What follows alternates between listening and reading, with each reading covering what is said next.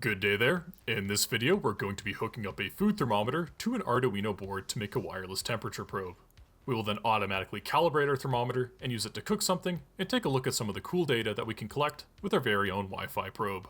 So, without further ado, let's get cooking. At the heart of our build is an NTC thermistor that works by changing its resistance depending on the temperature. If we turn on our multimeter at room temperature, we can take a look at our resistance, and it's currently sitting around 127 kiloohms at 19 degrees.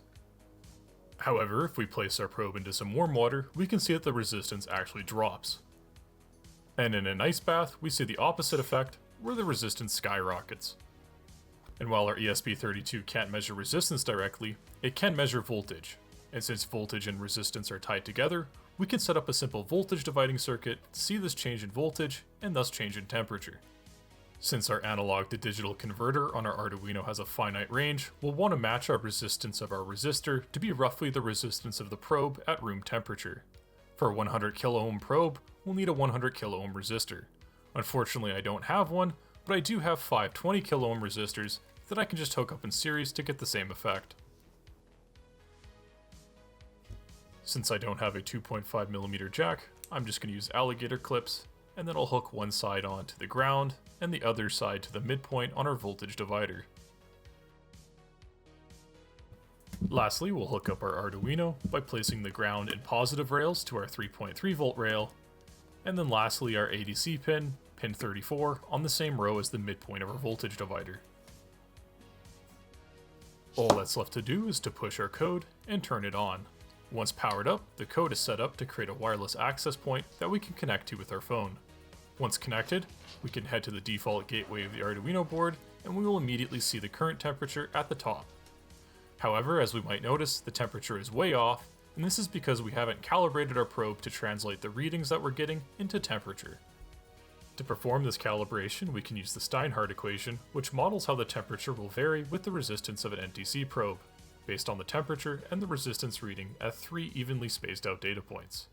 However, since calculating these coefficients by hand isn't fun, we can set up our code to automatically compute these by entering the temperature we read with a trusted thermometer at 3 different data points that we space out.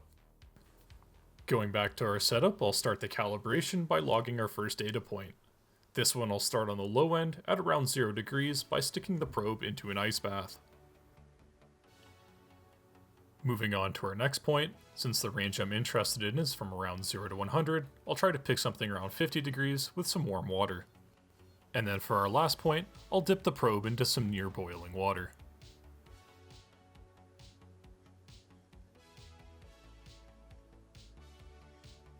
Now that the probe is calibrated, we can see that it matches our hand thermometer.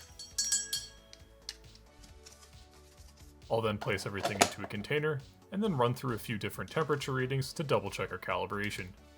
Here it looks like the cold, warm, and hot temperatures are all matching up as expected.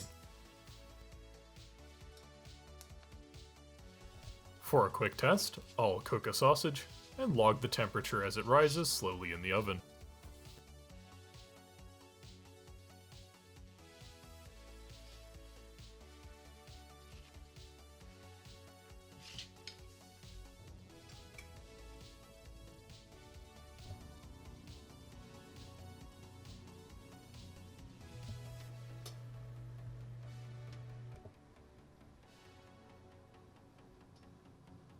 Pulling the sausage out of the oven, we can confirm that the final cooking temperature of 80 degrees is accurate based on our hand thermometer. And looking at our data logged, we can see how our sausage cooks over time. In all, we were able to make our own Wi-Fi cooking probe, and if you'll excuse me, I got a snack to go eat. Thank you for watching.